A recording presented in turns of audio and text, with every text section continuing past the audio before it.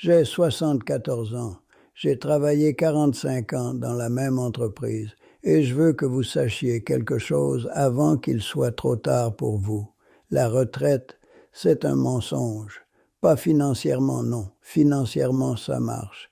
Mais émotionnellement, psychologiquement, c'est le plus grand piège de notre époque. Pendant des décennies, on nous dit « Travaillez dur maintenant, profitez plus tard. Attendez la retraite pour voyager. Attendez la retraite pour vous occuper de votre famille. Attendez la retraite pour vivre. » Moi, j'ai attendu. 45 ans, j'ai attendu. Et quand ce fameux jour est arrivé, vous savez ce que j'ai découvert? Que j'avais oublié comment vivre, que ma femme était devenue une étrangère, que mes enfants avaient grandi sans moi.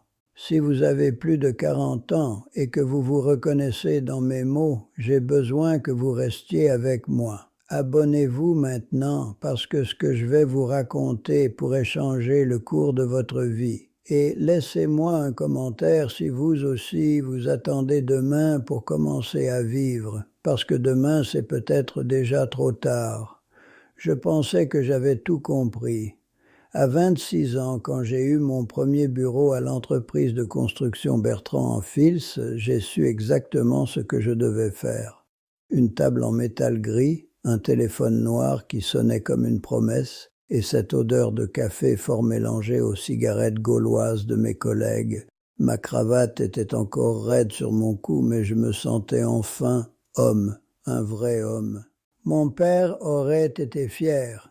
Lui qui était mort en construisant des routes pour que d'autres puissent avancer, il m'aurait regardé dans ce bureau et il aurait hoché la tête.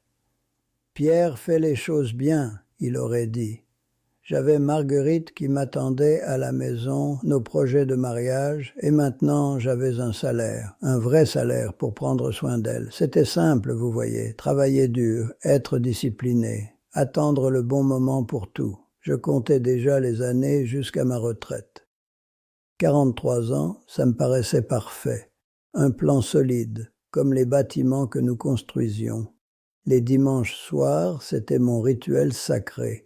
Marguerite était au salon avec les enfants quand ils sont arrivés. Le téléviseur diffusait ses émissions qu'elle aimait, mais moi, j'étais dans notre chambre à préparer ma semaine. Mes chemises pliées avec la précision d'un soldat, mes dossiers organisés par ordre d'importance, mon agenda écrit à l'encre bleue, chaque minute planifiée. « Pierre », me disait Marguerite de temps en temps, « les enfants ont fait quelque chose d'amusant aujourd'hui. Mais j'avais mes responsabilités. Si je ne m'organisais pas, qui le ferait? Si je ne prenais pas les choses au sérieux, comment pourrions-nous avoir cette belle maison, cette sécurité, cette retraite dorée qui nous attendait? Elle ne comprenait pas. Les femmes ne comprennent pas ce poids que portent les hommes, cette pression constante de tout faire fonctionner, de ne jamais faillir. Moi, je construisais notre avenir, pierre par pierre, année par année. Le 24 décembre 1995, je me souviens encore. J'étais le dernier au bureau, comme d'habitude. Le projet du bois devait être terminé avant le nouvel an, et je ne pouvais pas laisser l'équipe dans l'embarras. Les autres étaient partis retrouver leur famille, mais moi, je restais. 10 heures du soir, le bureau vide, juste ma lampe qui éclairait mes calculs. Dehors, j'entendais les feux d'artifice du réveillon qui commençaient quelque part dans Lyon. Le café dans ma tasse était froid depuis des heures, ce goût métallique qui colle à la langue. Mais j'étais fier, fier de mon sacrifice, fier de ma discipline.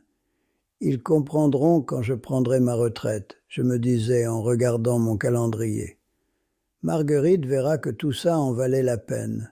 Les enfants verront que papa a tout donné pour eux. J'avais tout calculé. L'âge de la retraite, les économies, la maison que nous achèterions peut-être au bord de la Méditerranée. Je me voyais déjà enfin libre, enfin capable de profiter de tout ce que j'avais construit. C'était mon plan parfait, ma vie parfaite. Sauf que personne ne m'avait dit ce qui arriverait quand Henri Moreau est mort. Henri était mon collègue depuis 15 ans. 15 ans à partager le même café amer, les mêmes plaisanteries sur les clients difficiles, les mêmes rêves de retraite. Il avait 61 ans. 61 ans, bon sang, 2 ans avant sa liberté. L'église Saint-Nizier sentait les lits blancs et cette cire d'encens qui vous prend à la gorge. Sa femme, Claudette, était au premier rang, les épaules qui tremblaient sous son manteau noir. Leurs enfants de chaque côté perdus, comme si quelqu'un avait effacé les règles du jeu. Moi, j'étais assis au fond, mon costume du dimanche qui pesait sur mes épaules. 59 ans à l'époque, 4 ans encore avant ma propre retraite. Mais pour la première fois, vraiment la première fois, une pensée horrible m'a traversé l'esprit. Et si je meurs avant? Henri parlait tout le temps de ce qu'il ferait après, sa petite maison en Provence qu'il voulait retaper, ce jardin de tomates qu'il planterait, ses petits-enfants qu'il verrait grandir tranquillement. Plus que 2 ans, Pierre, il me disait en tapotant son calendrier. Plus que 2 ans et je suis libre. Libre de quoi, Henri? Libre de quoi? Mais j'ai chassé cette pensée. On ne pense pas comme ça quand on est un homme responsable. On continue. On fait ce qu'on doit faire. Sauf que les doutes, ça s'installe comme l'humidité dans les murs, lentement, sans qu'on s'en rende compte d'abord. En 2015, notre fils cadet Thomas a annoncé qu'il partait vivre à Barcelone. 28 ans, un travail dans l'informatique et cette façon qu'ont les jeunes de tout plaquer pour vivre leur vie. Nous étions à table un dimanche midi comme d'habitude. Le gigot que Marguerite avait préparé, le vin rouge que j'ouvrais pour les grandes occasions. « Je pars dans 3 mois, papa. » Il a dit avec ce sourire excité qu'ont les enfants quand ils découvrent le monde. J'ai forcé un sourire. J'ai levé mon verre. À ton avenir, mon fils. Mais dans ma bouche, le vin avait un goût amer. Marguerite tenait la main de Thomas, ses yeux brillaient de fierté et d'inquiétude mélangées. Ils construisaient quelque chose ensemble, cette complicité, cette intimité. Et moi j'étais juste là, le père qui paie, le père qui approuve, le père qui reste silencieux parce qu'il ne sait pas quoi dire d'autre que fais attention et appelle-nous. Le bruit des couverts sur l'assiette, ce silence qui s'installe quand on réalise qu'on n'a plus grand-chose en commun avec ses propres enfants, qu'ils ont grandi sans qu'on s'en aperçoive, qu'ils sont devenus des étrangers polis qui nous rendent visite par devoir. Plus qu'un an, je me suis dit ce soir-là en me brossant les dents. Plus qu'un an et tout sera différent. Mais les nuits ont commencé à devenir difficiles. Je me réveillais à 3 heures du matin, le cœur qui battait comme un fou. Marguerite dormait à côté de moi, sa respiration régulière, paisible. Moi, je fixais le plafond, les chiffres rouges du réveil qui marquaient 3h17, toujours 3h17, comme si le temps s'arrêtait pour me torturer. Et cette question horrible qui revenait sans cesse. Et si je ne sais pas qui je suis sans le travail? Mon pyjama trempé de sueur froide. Cette panique qui montait du ventre, cette certitude terrible qu'il n'y avait peut-être rien. Rien du tout après toutes ces années d'attente, que j'avais peut-être tout gâché. Mars 2020. Le jour que j'avais attendu pendant 45 ans. Je me suis réveillé à 6 heures, comme d'habitude. Le corps a ses habitudes, vous savez. 45 ans à la même heure, ça ne s'efface pas en une nuit. Je me suis levé, j'ai enfilé ma chemise, mon pantalon de costume, par automatisme. Et puis, je me suis arrêté au milieu de la cuisine. Il n'y avait nulle part où aller. Le silence de la maison était, comment dire, oppressant. Comme si les murs eux-mêmes attendaient que je parte au bureau. Mais le bureau, c'était fini, pour toujours. Le tic-tac de l'horloge de la cuisine résonnait comme un marteau sur l'enclume. Chaque seconde qui passait me rappelait que j'étais libre, enfin libre. J'ai préparé mon café. Je me suis assis à la table. J'ai regardé ma montre dorée, celle que l'entreprise m'avait offerte pour mes loyaux services. Une Seiko dorée avec mon nom gravé au dos. Pierre Dubois, 1975-2020, avec nos remerciements. 45 ans résumés en quelques mots sur du métal doré. J'ai attendu de sentir quelque chose.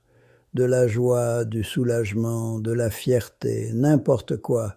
Mais il n'y avait rien. Juste ce vide glacial qui remontait de mon ventre et qui me serrait la gorge. Mon café a refroidi dans la tasse parce que j'avais oublié de le boire. « Comment ça s'est passé ?» m'a demandé Marguerite le soir même, avec ce sourire prudent qu'elle avait quand elle ne savait pas comment m'approcher. « Bien, » j'ai répondu, « très bien. » Menteur. Les jours ont commencé à se ressembler. Je me levais, je m'habillais, je m'asseyais. Marguerite essayait de me parler de ses livres, de ses amis, des nouvelles du quartier. Mais ces mots me passaient au-dessus de la tête comme des nuages. J'acquiesçais, je souriais, je répondais « oui, chérie » au bon moment. En juin, pendant le confinement, elle a eu cette idée terrible. « Pierre, » elle m'a dit en s'asseyant à côté de moi sur le canapé où je passais mes journées, « tu devrais peut-être, je ne sais pas, trouver un hobby. » Un hobby. 45 ans de sacrifice. 45 ans à construire notre sécurité, notre maison, notre avenir. 45 ans à me lever tous les matins en pensant au jour où je serai enfin libre de vivre. Et elle me parlait d'un hobby. Un hobby, j'ai crié. Ma propre voix m'a surpris. Elle était rauque, cassée, comme si je ne l'avais pas utilisée depuis des mois. Un hobby, Marguerite. Elle a sursauté. Dans ses yeux, j'ai vu quelque chose que je n'avais jamais vu avant. De la peur. Peur de moi. De son mari de 48 ans qui explosait pour la première fois de sa vie. Je pensais juste que... Elle a balbutié. Tu pensais quoi? Que je pourrais faire de la peinture, du jardinage, collectionner les timbres? Ma montre dorée brillait sur la table basse. Elle me narguait avec ses reflets dorés. J'ai gâché ma vie entière, Marguerite, ma vie entière. Et tu me parles de hobby? Elle s'est levée sans un mot et elle est partie dans la cuisine. J'ai entendu l'eau couler, ses pas légers sur le carrelage, le bruit familier de ses activités quotidiennes, et moi, je suis resté sur ce canapé, à fixer le plafond, pendant des heures, des jours, des semaines. L'odeur de ces plats qui flottaient dans la maison sans que j'aie faim, le son étouffé de la télévision qui parlait d'un monde qui continuait sans moi, la texture rugueuse du tissu du canapé contre ma joue quand je m'allongeais sur le côté. Peut-être que c'est mieux comme ça, je me suis dit un soir de juillet, en regardant les derniers rayons de soleil disparaître derrière les volets. Peut-être que je mérite ce vide. Septembre 2020. 6 mois que je flottais comme un fantôme dans ma propre maison. Ce matin-là, Marguerite était dans la cuisine. Elle préparait ses confitures aux abricots qu'elle fait chaque été. L'odeur sucrée remplissait la maison, cette odeur de bonheur domestique qui me rappelait nos premières années de mariage, quand elle chantonnait en cuisinant, quand elle me racontait sa journée avec enthousiasme. Je suis entré dans la cuisine. Elle avait le dos tourné, ses cheveux gris attachés en chignon, ses mains occupées à remuer la casserole. Et soudain, sans savoir pourquoi, j'ai dit la vérité. « Marguerite, j'ai peur. » Elle s'est retournée lentement, la cuillère en bois encore à la main. « Peur de quoi, Pierre? » « Peur que j'ai tout gâché. Peur de ne pas savoir qui je suis maintenant. Peur que tu me regardes et que tu ne vois rien. » Ma voix tremblait. 73 ans, et je tremblais comme un enfant perdu. Elle a posé sa cuillère. Elle s'est approchée de moi et pour la première fois depuis des mois, elle m'a vraiment regardé. Pas ce regard poli qu'on donne aux étrangers, mais ce regard qu'elle avait quand nous étions jeunes, quand elle me voyait vraiment. « Oh Pierre !» elle a murmuré, et elle a commencé à pleurer. Pas des sanglots dramatiques, non. ces larmes silencieuses qui coulent quand on comprend enfin quelque chose d'important. Tu penses que je ne t'ai pas vu? Elle a dit en prenant mes mains dans les siennes. Tu penses que je n'ai pas vu comme tu souffrais, comme tu te perdais un peu plus chaque jour? Ces larmes mouillaient ma chemise. Ces mains qui m'avaient attendu tant de soirs, qui m'avaient préparé tant de repas, qui m'avaient caressé le front quand j'étais malade. Elles tenaient les miennes comme si j'étais précieux. Mais pourquoi tu es resté? J'ai chuchoté. Pourquoi tu ne m'as pas dit d'arrêter? Pourquoi tu ne m'as pas forcé à te regarder? Parce que je t'aimais, Pierre, même quand tu n'étais pas là, même quand tu étais physiquement présent mais absent partout ailleurs. Je t'aimais et j'attendais que tu reviennes. Elle savait, elle a toujours su. Décembre 2020. J'ai ouvert le tiroir de ma table de nuit. Ma montre dorée était là, froide et lourde dans ma main. Cette montre qui devait symboliser ma réussite, ma récompense, ma liberté gagnée. Je l'ai regardée une dernière fois. Pierre Dubois, 1975-2020, avec nos remerciements. Et je l'ai mise au fond du tiroir, pour toujours. Le lendemain, je suis allé chez l'horloger du quartier, un petit homme aux cheveux blancs qui réparait les montres depuis 50 ans. Je voudrais quelque chose de simple, j'ai dit. Quelque chose qui me donne juste l'heure. Il m'a montré une montre en acier, sans fioriture, sans gravure. Juste les aiguilles qui tournent, les chiffres qui marquent le temps qui passe. Pas de chronographe, pas de date, pas de... Il a commencé. Non, j'ai dit. Juste l'heure. C'est tout ce dont j'ai besoin maintenant. Quand j'ai enlevé la montre dorée de mon poignet, j'ai senti un poids disparaître. Pas juste le poids du métal, non. Le poids des années. Le poids des regrets. Le poids de l'homme que j'avais cru devoir être. Je ne peux pas défaire 45 ans, j'ai dit à Marguerite ce soir-là. Je ne peux pas récupérer tous les dimanches où j'ai préparé mes chemises au lieu de jouer avec les enfants. Je ne peux pas rattraper toutes les fois où tu m'as parlé et où j'étais ailleurs. Non, elle a répondu. Tu ne peux pas. Mais je peux arrêter d'attendre. Je peux arrêter de penser que la vraie vie va commencer demain, ou l'année prochaine, ou quand les conditions seront parfaites.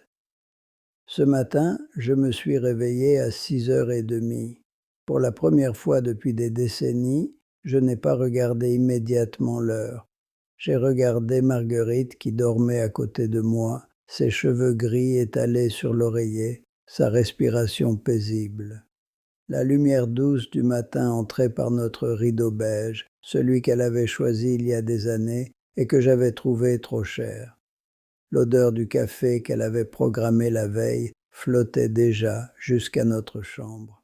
Ce moment, j'ai pensé, ce moment précis, maintenant, avec elle qui respire à côté de moi et ce café qui nous attend, c'est ça, la vie. Pas la retraite, pas demain, pas quand tout sera parfait, maintenant. Et pour la première fois depuis 74 ans, c'était suffisant.